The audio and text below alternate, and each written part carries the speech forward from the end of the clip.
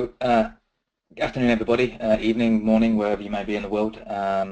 As introduced, Wayne Filin Matthews. I was just saying to myself, it's going to be difficult to follow that rendition of singing by my friend, but I'll give it a go and hopefully keep you awake and interested.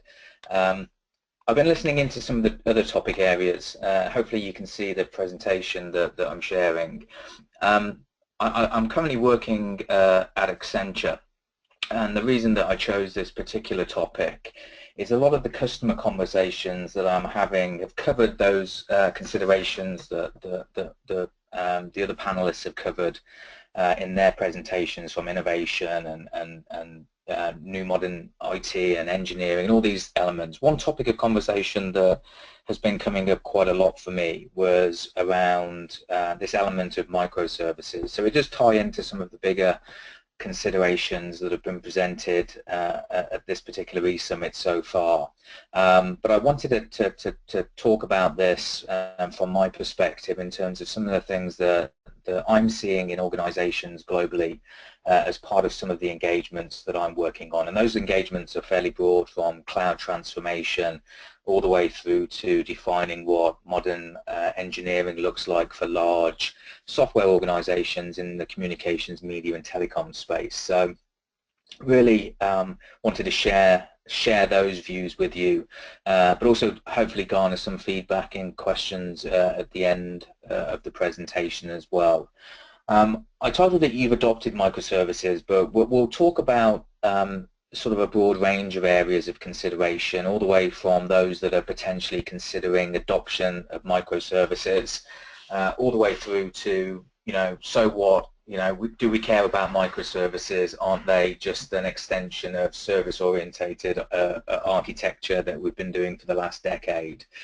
So I wanted to sort of debug some myths, tie it back to some of the innovation conversations that are presented before, as well as just provide some guidance based on the observations that I've been seeing. So that's the premise of what we're going to look at over the next hour. Like I say, welcome any feedback and questions at the end of the material as well.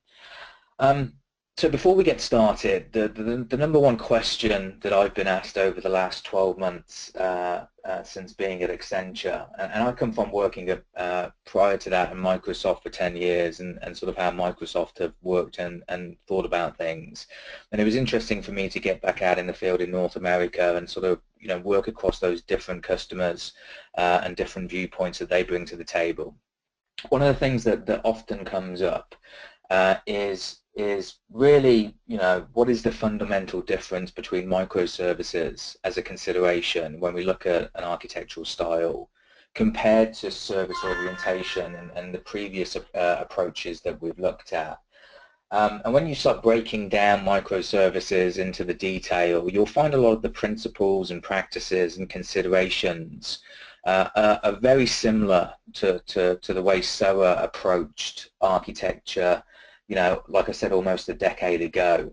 My response normally, we can get into that low-level conversation and try to highlight the differences at a granular level. But what I've learned specifically over the last 12 months from a microservices perspective is the conversation needs to be pivoted higher.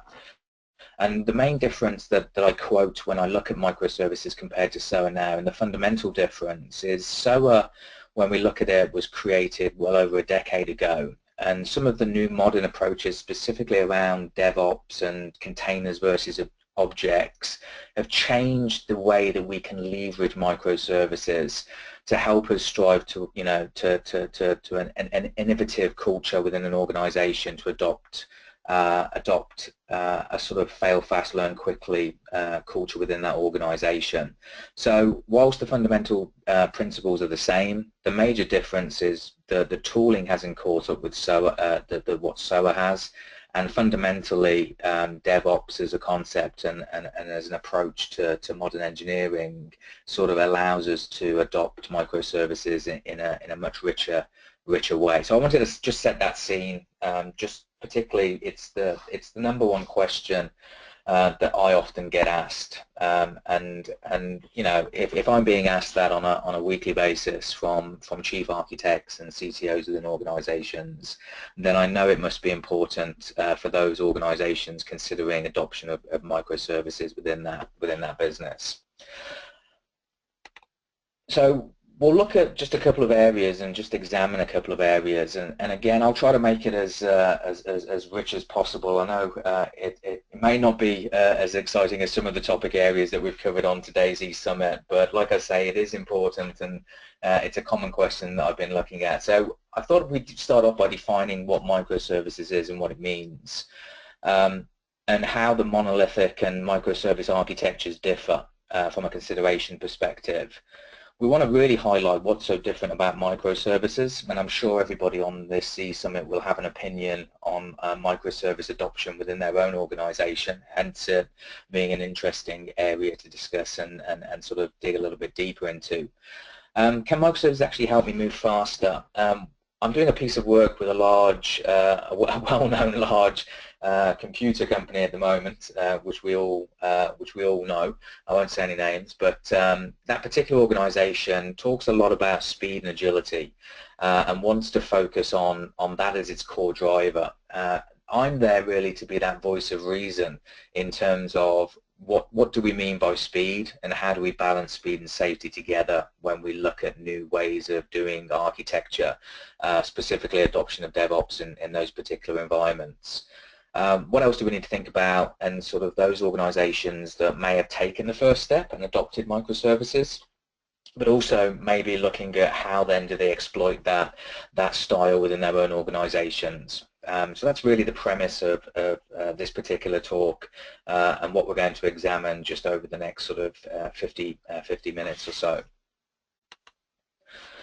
So let's start with what do we mean by microservices. And microservices, according to Wikipedia, and hopefully by the end of this we'll have a richer, be able to have a richer conversation in terms of what we mean by the term microservices. But Wikipedia defines it as a software architectural style, that's the first thing to point out, in which complex applications are composed of small independent processes communicating with each other using language agnostic APIs.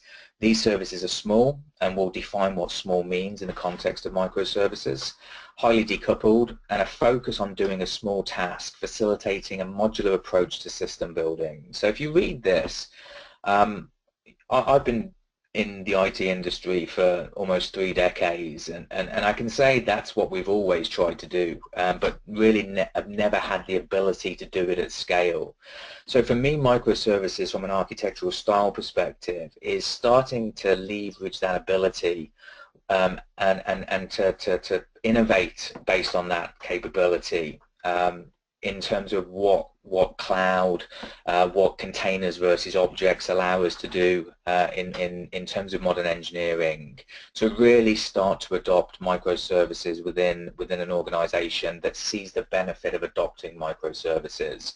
So again, one of the things that I try to do with the customers that I'm particularly working with is really to highlight that microservices are just an option. They are not the utopian endpoint for architecture, and we'll cover some of those considerations off. You know, we all get sort of attracted to the buzzwords, specifically in architecture, and once, you know, the CIO and CTO of an organization sometimes hears those buzzwords, it tends to be all sort of, you know, gung-ho and try to incorporate that into their existing organization, and we know that's not always the case. So again, hopefully by the end of the presentation we'll be able to really make informed decisions on where microservices fit in the organization, and whether or not you should actually adopt those microservices in your organization. So as firms try to find a way of innovating faster and, like I say, become more agile, working more digitally and finding ways to scale quickly to match consumer demand, microservices are really emerging as one of those options for leveraging the power of cloud computing. So that's really the why microservices have sort of reared their head over the last couple of years. Excuse me. It's the ability to leverage the power of cloud computing, as well as leverage some of the methods around DevOps specifically. in regards to how to approach tackling microservices within an organization. Evidence shows, if you look at companies like, excuse me, if you look at companies like Amazon, and you look at Netflix, Uber, Airbnb as some examples, these firms are obviously operating at massive scale on very new technologies and have clear proven capabilities and abilities to innovate at scale. But we'll take a use case in this presentation as a traditional retailer, where some of the organizations are really sort of dipping their toe even into cloud as an adoption methodology and sort of consumer architectural solution within their organizations, and look at how maybe some of the challenges and how to tackle some of those challenges just based on my conversations and my experience with microservices specifically over the last 12 months. So that we know that microservices work, but what we don't want to do is identify microservices as a catch-all for all organizations, depending on their maturity around innovation, around a culture of DevOps, around modern IT and engineering as an approach. So when we look back, and I say look back, even over the last decade, is the most common pain points in contemporary architectures tend to be complexity. So apps get too big and complicated for developers to understand over time. Shared layers have to handle 100% of use cases. So the complexity of application development and application execution has far been too complicated in most scenarios. Too slow, so teams split up by function, and we still see this today more commonly. We see user interface in terms of UI, we see application, we see middleware, we see database, we see network. We see all those elements that are still hierarchical in terms of actually how they're split up. Fragility, so a bug will quickly bring down an entire application, so little resiliency. No specialization, so different parts of applications have different needs. You would have all seen these, and these are not uncommon to everybody on this call in regards to those considerations, as well as testing and so on and so forth. One of the things I've learned more recently is the introduction of a new quality attribute, a non-functional requirement that really talks about replaceability. Now, as architects, we were often taught, and in the industry, we were taught to think about reusability as a core component of architecture, and it's still important to consider reusability. But actually, microservices introduces replaceability as a consideration in terms of what they're focused on. So the revelation that microservices are really about replaceability is probably the most enlightening part of what I see with the customers that I work with today. There's this shift and a drive towards replacement of components rather than maintaining existing components to get really to the heart of what makes microservices so appealing to a lot of organizations today. So I'll call these out as I go through in terms of some of those key considerations that I'm seeing. Is it's that shift away from traditional monolithic type architectures and contemporary architectures where we have and still have these problems today, but really driving to that sort of replaceability type quality where we containerize our microservices to be fully independent, managed by single teams through that DevOps lifecycle. So that's really the main change and the main difference between the elements that I mentioned around SOA specifically, but also around how microservices are sort of gaining traction within a lot of organizations as well. So why microservices? If we're still saying that SOA still has the majority of principles, with the exception of replaceability as a core one that didn't come out of SOA, then really we're looking at balancing speed, which is the common term I hear frequently. It's about speed and agility, but it's also about safety, and you'll see lots of publication that talks about microservices, and the O'Reilly books that provide a lot of information around microservices today, as well as Martin Fowler's blog. Also talk about this element of safety, and really as architects and architectures in terms of what we're creating with a focus on microservices is also how to help organizations not only get to the point where they are innovating more quickly, they're executing sort of feature-rich applications more quickly, but they also have that ability to manage the safety aspects still, so the ability to ensure that they're compliant, they meet regulatory concern, there's resiliency built in at scale. These are still important. When we talk about microservices, it's not just about the ability to drive speed, but it's often overlooked because I'll give you an example. I was working with an engineering team in the last few weeks, and the chief EVP within the organisation had tasked this particular engineering lead with going away and looking at the sort of key performance indicators for the engineering teams within that organisation. And the traditional ones came back around usability and quality and those elements. But when we talked about safety specifically, there was no definition of what safety meant for the organization. And we get this a lot from an architectural versus engineering perspective. But as we see architecture and engineering becoming closer, specifically because of DevOps is driving some of that consideration closer, safety becomes an element of consideration that microservices can particularly help with if adopted and if applied appropriately to the right problem or challenge or concern within an organization. Some of the misconceptions about microservices. So microservices removes the need for an enterprise services bus is a classic one, and these are some of the ones that I've captured more recently. Again, my recommendation has always been don't confuse the product with the pattern. Microservices is an architectural style, an architectural pattern to be applied to solve a particular business concern. Microservices solves the problems of SOA. Don't confuse improper SOA deployments as problems with SOA.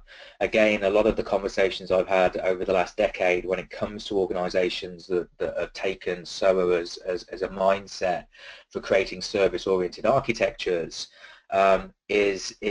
is just how improper a lot of those SOA deployments are because of the complexity around the SOA deployment and culture of mindset that's needed to adopt SOA within an organization. So again, microservices isn't a replacement for the problems of SOA. It's a consideration as in, does it meet the needs of the organization to address that particular concern at a particular point in time? If companies like Netflix and LinkedIn use microservices, shouldn't we be doing that? Netflix and LinkedIn are in the platform business. Again, understanding what the business of your business is will also help you decide whether microservices is also the right architectural style to apply to the particular problem at hand.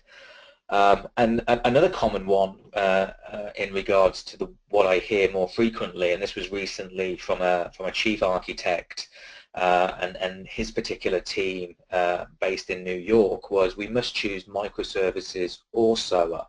Again, it's not a rip and replace, it's not one style is better than the other, it's not we should use one or the other. It's about that combination of understanding microservices in terms of the objectives around replaceability as a cultural aspect to help drive innovation within the organization. But it's not a matter of choosing one or the other. It's more around adopting the style to address a concern, and then particularly moving forward once you've actually adopted that concern to see where it can be applied in other areas of the architectures and engineering practices that the organization takes.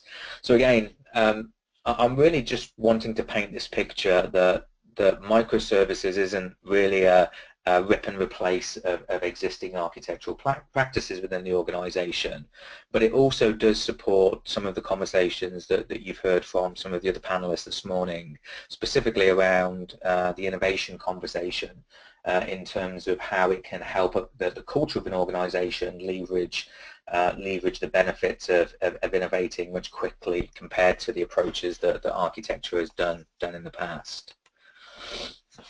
So why microservices?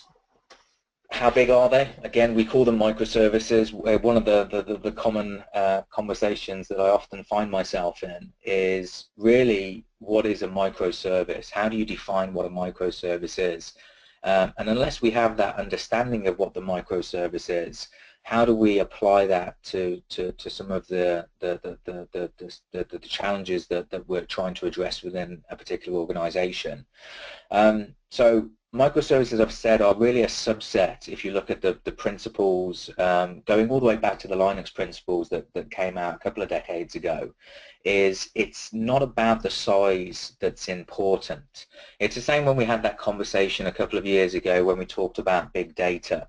And there was always this sort of underarching, it's a bit like the emperor's new clothes, where everyone talks about big data, and they talked about big data, but no one really wanted to ask that question or point out that the emperor wasn't wearing any clothes, that actually what is big data? And big data meant a lot of things to different people based on size and complexity. And then as we've gone through the last few years, we've seen big data change that conversation to be more around actionable insights based on data analytics, based on the data sets that we store. The same thing is sort of happening with microservices in regards to that conversation. 3 to 5 people per service, 60 people, 20 services, 15 people, 10 services, 30 people, 60 services. That's not really the concern of why to choose microservices or a microservice style within an organization. It is really about, does the particular style and the applicability of that style address the business concern at a given point in time?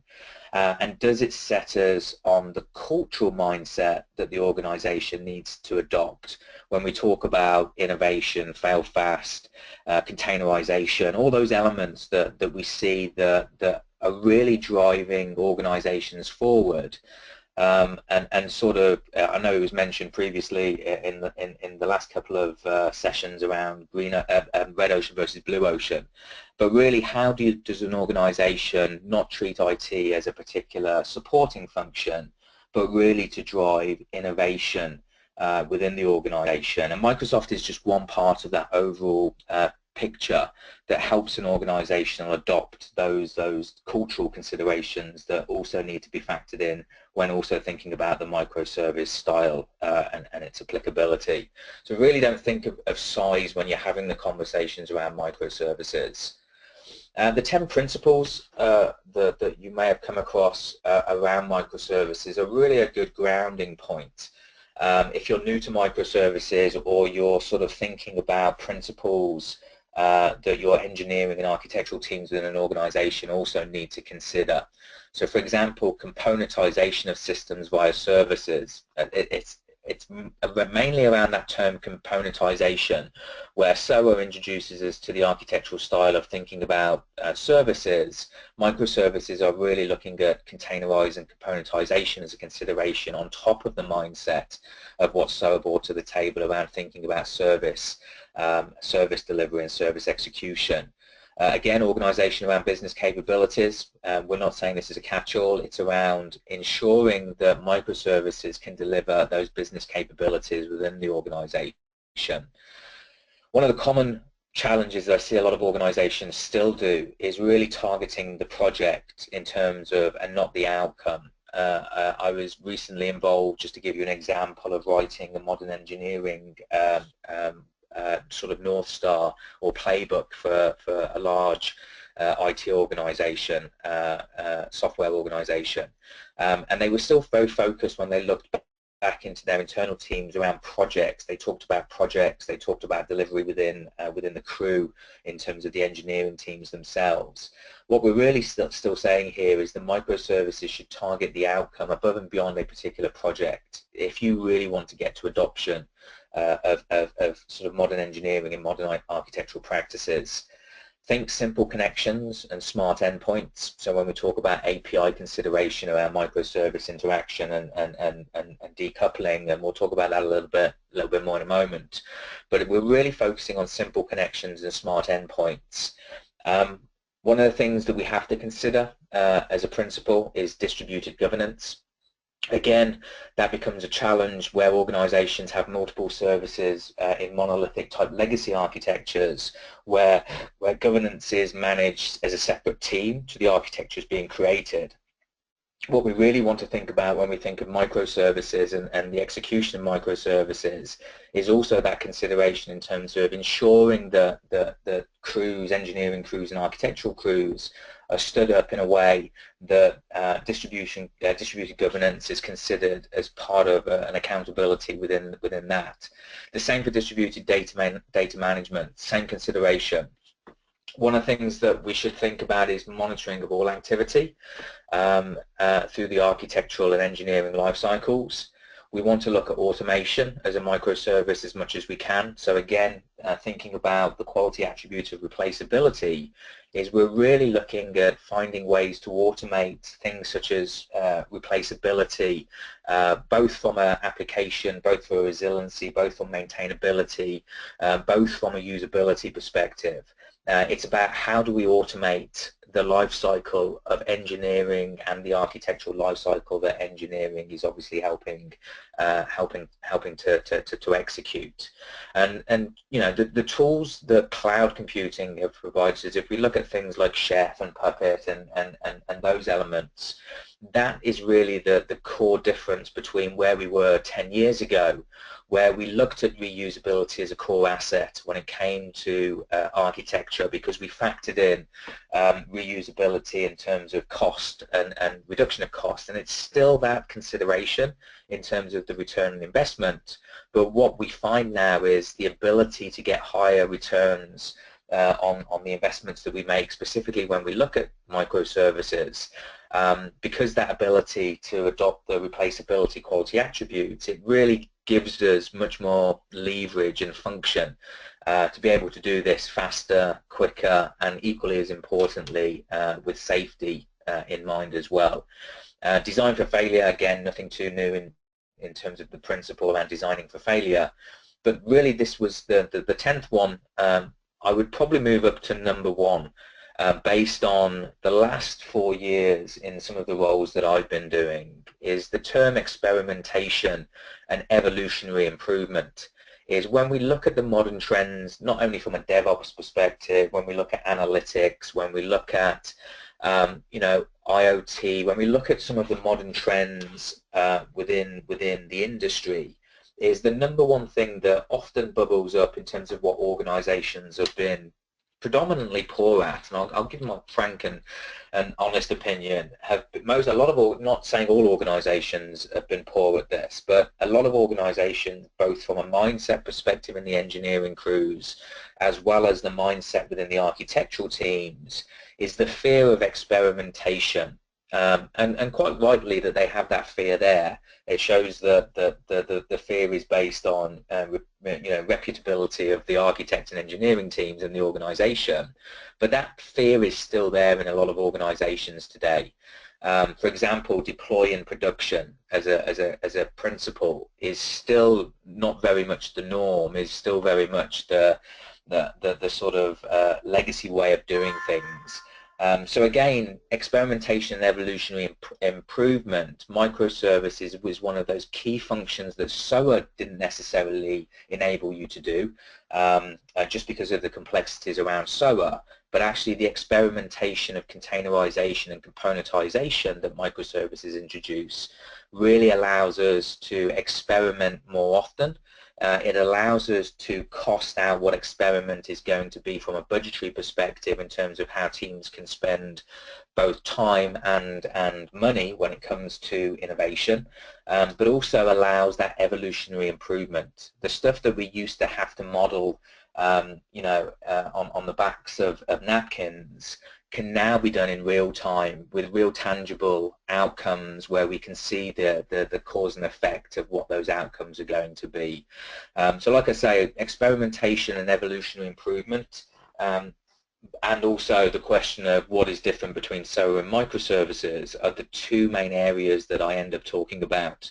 for those organizations that want to go through change and transform the way that they do engineering and architecture within that organization today.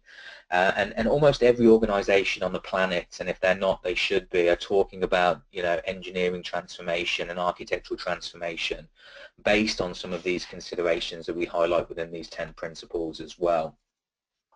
So what does a non-microservices architecture look like? And we're all familiar with these. These are still by far the common architectures, but really the monolithic architecture refers to an application where the implementation is across a small number of large executable files. So we have the user facing the application and database, and then the middleware and a monolithic sort of OMS or web that is supporting the website in terms of interface. So it just becomes much more difficult to experiment, to adopt some of the new modern engineering, modern architectural approaches, just because of the way that the architectures have naturally come together. And it doesn't mean that these are bad architectures. It just means that given a particular point in time, this was the architectural style that was being applied. They may have even, you know, been the best architects in the world and applied the relevant patterns and the relevant considerations. But what's happened specifically is the speed of transformation from a digital perspective has increased significantly and will continue to increase. And because of that, the new approaches are now obviously having a much larger impact in a non-microservices architecture. Whereas traditional architectures have become cumbersome to change and retire and unlink and decouple, whereas the microservice approach is just benefiting organizations to increase that capability within the organization. So a microservice architecture based on an example retailer, for example, on an e-commerce solution. In a microservices architecture, there should be no single large package to deploy. Functions are devolved into finely grained services. These microservices may be developed by particular teams or particular engineering and architectural crews, but they are so small and simple that any developer looking at the service can quickly interpret its function in its whole entirety. The services communicate via APIs exposed over web services and contain no business logic. That's the premise behind the microservice itself, and are deployed on commodity cloud infrastructure with no dependencies on the type of hardware that they require to operate. So again, you know, for those organizations that have adopted things such as Docker and containers, which obviously are far more componentized than a traditional virtual machine in a VM deployment, this is what componentization and containerization allows those architectures to actually create and adopt. A service is packaged such that it runs within its own container, Docker as an example, amongst very few services. They are fully decoupled, so microservices can be deployed individually in any sequence.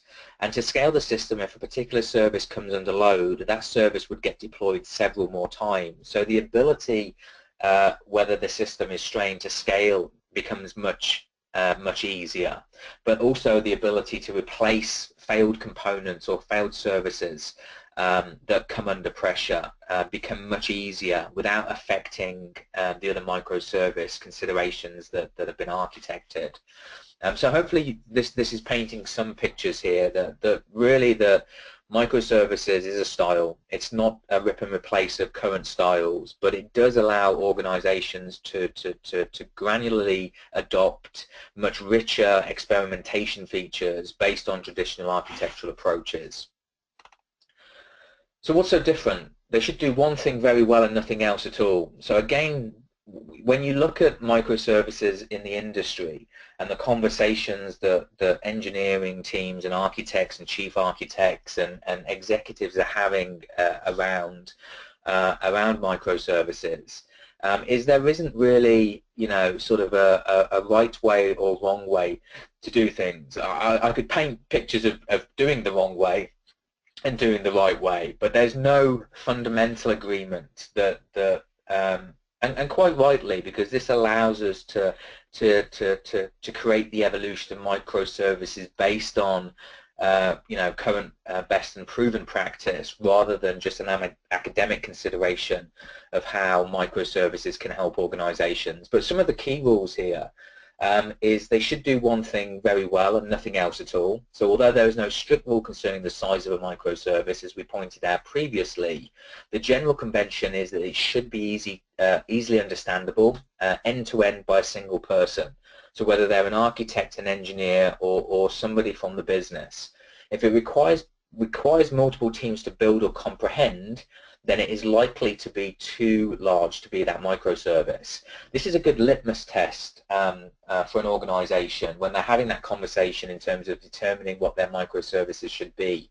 That the litmus test should be, if it can be understood by a single person, then more than likely that it will make a good microservice within the architecture.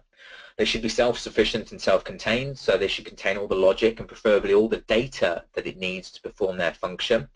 And really, where a non-microservice must rely on typical connections and more tightly coupling with that data. And they should be platform and technology agnostic. And what we mean by that is they operate as independent entities and are packaging containers, like we mentioned, Docker as an example, to run this service in its entirety. This means it doesn't matter if it's deployed on Amazon's cloud or a private cloud or a hybrid cloud or Microsoft cloud or Google Compute Cloud. It doesn't matter, or an on-premise private cloud. They are platform agnostic in terms of their creation. Microservices should not dictate particular technology, even a set of technologies. The intention should be to use the right tool to do the job.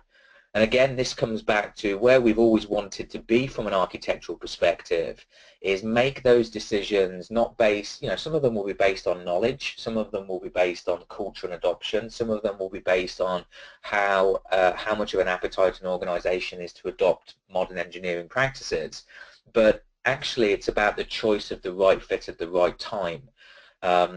Microservices also don't dictate integration technologies. I've been in conversations in the last 5 years where large organizations have decided to connect everything to an enterprise services bus, because and these are chief architects in organizations that are making those decisions. If they probably waited a couple of years, which I know we can't do in terms of foresight, would be a great thing, is that ability really to consider integration technologies are codependent of actually the microservice mindset. Microservices should be horizontally scalable. I'm not going to go into each one of these. We'll share this material out post in PDF format. But really, what we're really saying is that they're horizontally scalable. So horizontal scale helps improve efficiency, as only the microservice parts of the system which are under load get replicated.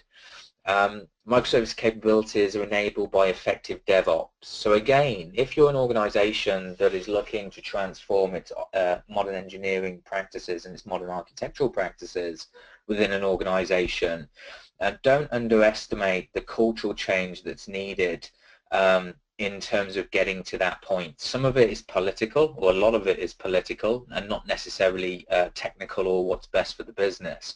So overcoming those barrier points are really the most successful companies that are adopting microservices today already have a culture of effective DevOps within that organization. And it's really only when you get to that point of having effective DevOps and a culture of innovation and those considerations as a foundational pillar is really where you'll get to that point where you'll start to see the benefits of microservices within the architectures that are created as well.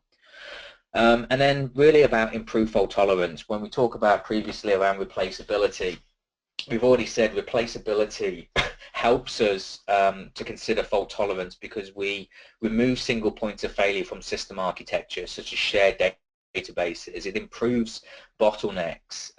The ability to replace something very quickly when something else has failed is one of those core fundamental sort of considerations when we think about it in terms of what those differences are. Management of complexity is the trade-off. And again, we also have to think about the trade-off that in a traditional monolith application, there is a risk that small changes to config or code can have a cascade effect throughout the application. So development is fraught with complexity and requires significant regression testing. Although, however, one time and over time, if microservices proliferate, then the same as SOA moved from tens to hundreds of applications, and you move to a SOA environment of hundreds to thousands of services, if you don't manage microservice proliferation at the outset as part of that consideration, you also end up in a particular predicament that you may have found yourself in with SOA as an architectural style, where the many thousands of microservices could be challenging to navigate without a good understanding of the architecture. So again, these are some of the things that I'm seeing more and more frequently. It's like I always say, everything changes, but nothing changes. We talk about different terms, we talk about different technologies, we talk about different approaches to outcomes and addressing organizational challenges, but fundamentally the simple things that often get overlooked are what causes the adoption of architectural styles to manifest in a way that we don't want them to manifest. So again, these considerations of management of complexity is important for us to understand. The final one, just in terms of some of the differences about microservices, is integration should not be smart. It's the endpoints that should be intelligent. Microservices are wired together using lightweight integration technologies, providing data transfer.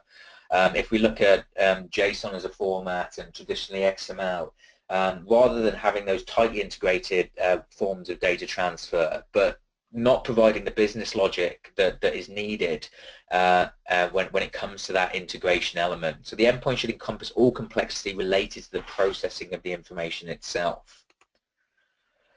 So there's a number of other things that also we should consider when it comes to some of these principles. We look at reduction of cost and increased release speed, and we'll talk about moving faster in a moment and improving resiliency.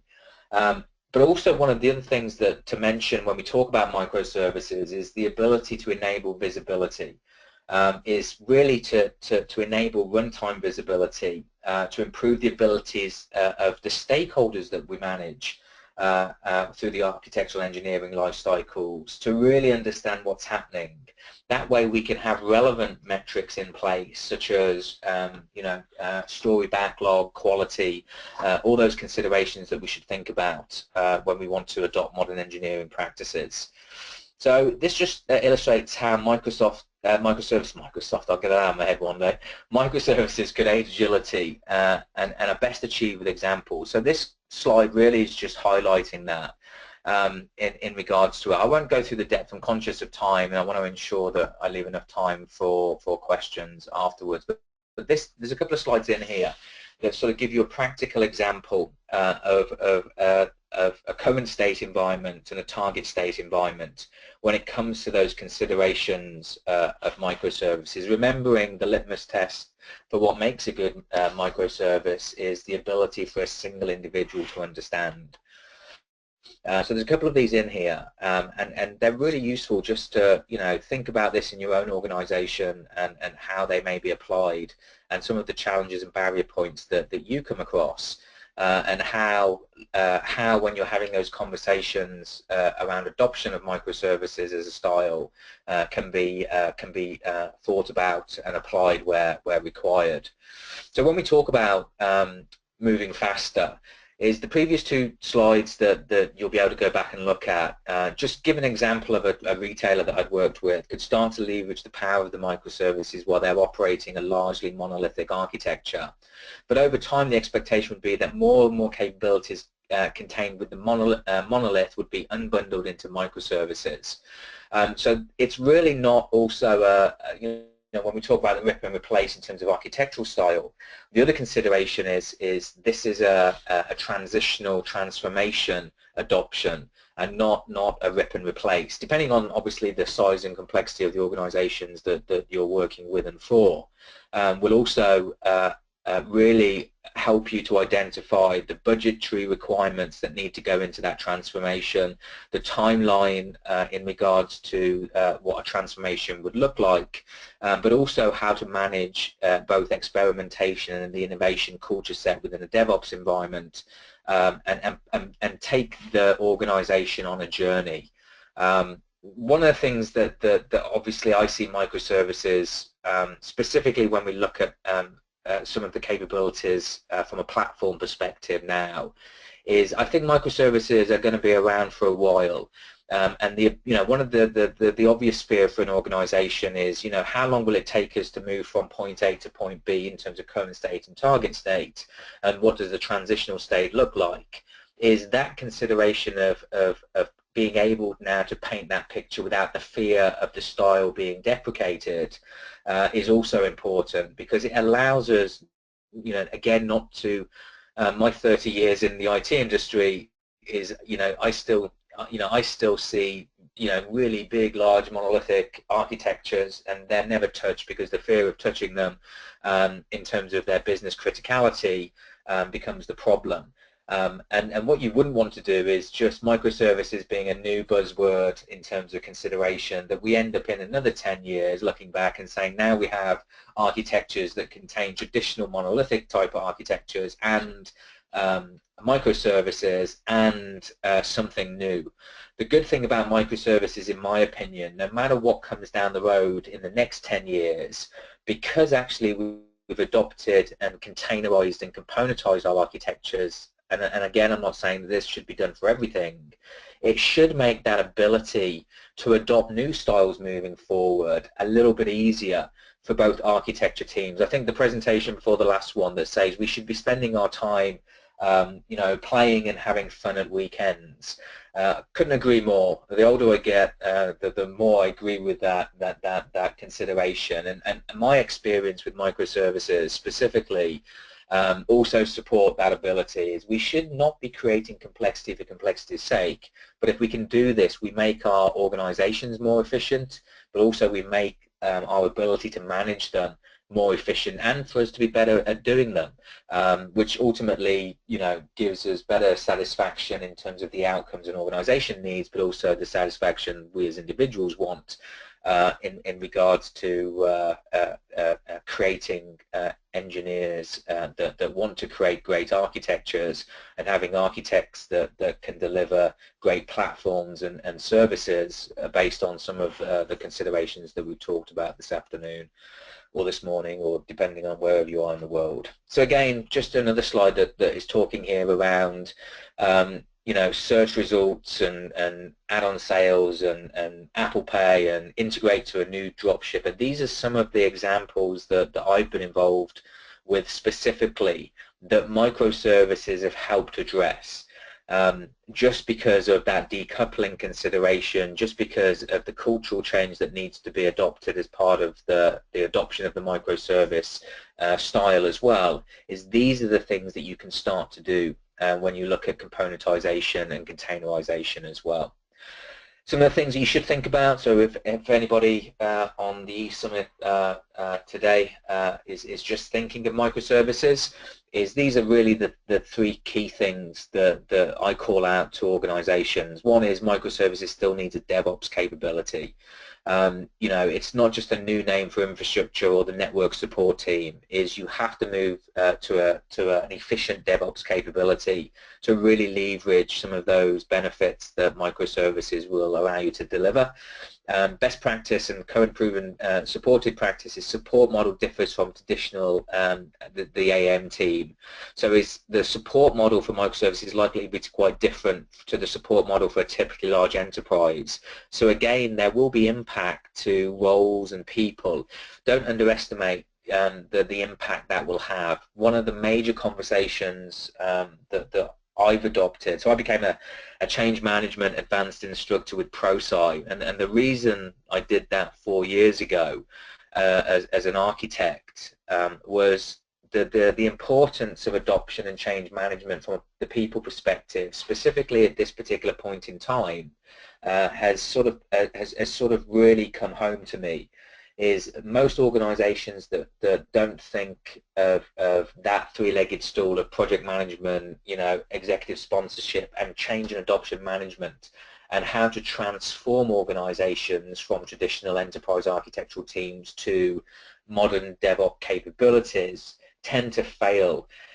They tend to fail in terms of retention of their key personnel, but also the ability to attract new talent into an organization that is still not considering what change management means from an adoption of some of these considerations. So think about that as well, as not just a technology change that needs to be considered. And then governance will still be required. Over time, the state with many microservices could become just as complicated as the large monolithic. But if services begin relying on each other and aren't robust enough to failure, then small changes are still risky. So again, organizations that are not, measuring twice, cutting once in terms of the approach to adoption of microservices will still potentially fail, and we could end up in a situation that in 10 years time they'll be saying, well, microservices were the same as SOA in terms of they lack this ability. And like I said right at the outset of this particular presentation, SOA is good when it's done well. It's the same with microservices. Microservices will give you benefit and help you achieve those outcomes that the organization needs much more quickly, safer, faster than can be done today. But it's about that measuring twice, cutting once at the beginning of the adoption. Technology footprint is likely to proliferate, costs likely to be operational, not capital, and managing a gentle transition comes back to that conversation around cultural and change management. These are the things that I see that where organizations fail, but I see organizations that consider these things as part of their approach to microservices doing it really well. Microservices checklist, so just to finalize the presentation, and then I'll pause for some questions in the last sort of 10 minutes or so, is do I have the need to rapidly trial new features? Is my business happy to create minimal viable products and then develop those iteratively rather than needing fully fledged solutions straight away? Do I have an engineering team or an engineering crew who are comfortable developing new technologies, or at least outside the monolithic application framework? Am I comfortable using the cloud to support production services? Again, comes back to all those considerations organizations need to make around when choosing the platform and which platform to commit to. Are my business users comfortable using or learning to use agile methodologies to develop solutions? Do I have a good DevOps capability? Do I have the ability to review support model arrangements, as well as are the monolithic applications I'm interacting with capable of communicating over simple lightweight messaging protocols such as web services or APIs? And do I, this is an important one, do I need microservices to deliver faster? If my aim is to get from 6 monthly to 3 monthly releases, then could agile or iterative waterfall development deliver what I need without needing microservices? Again, just common sense, don't be led by the technology and the ability of the technology, just be really led by what the benefit to the organization is. 9 times out of 10, specifically if you work in a large enterprise, that won't be enough to get you to the point to deliver faster and more safely. The adoption of microservices ends up being just one of those tools that allow you to get there. Taking the next step, so decide what functions and capabilities are used to align to the microservices, look into the DevOps tool sets, key capabilities to think about, cloud providers, code repositories, all the good stuff that DevOps introduces, and I won't spend the time going through what makes a great DevOps environment, but also creating an agile team to start developing a backlog, establishing a dev and test environment, choosing technologies to develop the service in, and start creating the prototypes for the microservices themselves. So that's really it in a nutshell in regards to the presentation. I will be blogging a little bit more about this in regards to just around microservice considerations. There's some great blogs out there. Martin Fowler's blog is a good one to start with if you haven't read that. I'll try to publish a little bit more in terms of just some of the, not to teach you microservices, and that wasn't the aim of this presentation. It was just more to share with you what I see based on conversations I have with a lot of organizations globally in regards to just those considerations where they're trying to adopt microservices or have adopted microservices within their environment.